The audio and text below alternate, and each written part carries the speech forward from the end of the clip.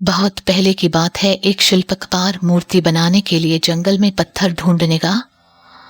वहां उसको एक बहुत ही अच्छा पत्थर मिल गया, जिसको देखकर वह बहुत खुश हुआ और कहा, यह मूर्ति बनाने के लिए बहुत ही सही है। जब वे आ रहा था तो उसको एक और पत्थर मिला। उसने उस पत्थर को भी अपने साथ ले लिया। घर जाकर उसने पत्थर को उठाकर अपने औजारों से उस पर कारीगरी करनी शुरू कर दिया। औजारों की चोट जब पत्थर पर हुई तो वह पत्थर बोलने लगा कि मुझको छोड़ दो, इससे मुझे बहुत दर्द हो रहा है। अगर तुम मुझ पर चोट करोगे तो मैं बिखर कर अलग हो जाऊंगा। तुम किसी और पत्थर पर मूर्ति बना लो।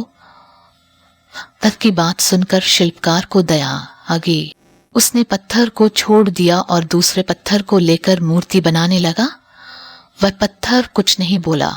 कुछ समय में शिल्पकार ने उस पत्थर से बहुत अच्छी भगवान की मूर्ति बना दी। गांव के लोग मूर्ति बनने के बाद उसको लेने आए।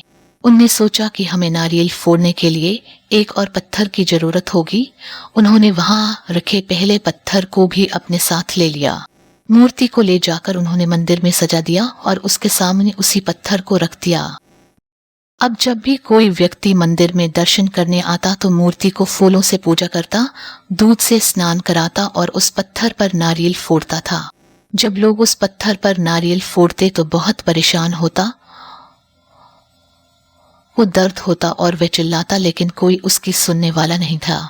उस पत्थर ने मूर्ति बने पत्थर से बात करी और कहा कि तुम तो बड़े मजे से हो, लोग तो तुम्हारी पूजा करते हैं, तुमको दूध से स्नान कराते हैं और लड्डुओं का प्रसाद चढ़ाते हैं, लेकिन मेरी तो किस्मत ही खराब है, मुझ पर लोग नारियल फोड़ कर जाते हैं।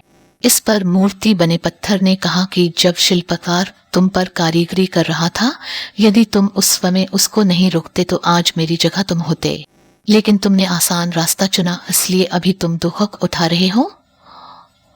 उस पत्थर को मूर्ति बने पत्थर की बात समझ आ गई थी।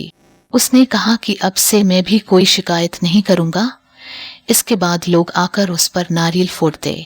नारियल टूटने से उस पर भी नारियल का पानी गिरता और अब लोग मूर्ति को प्रसाद का भोग लगाकर उस पत्थर पर रखने लगे। सीख, हमें कभी भी कठिन परिस्थितियों से घबराना नहीं चाहिए।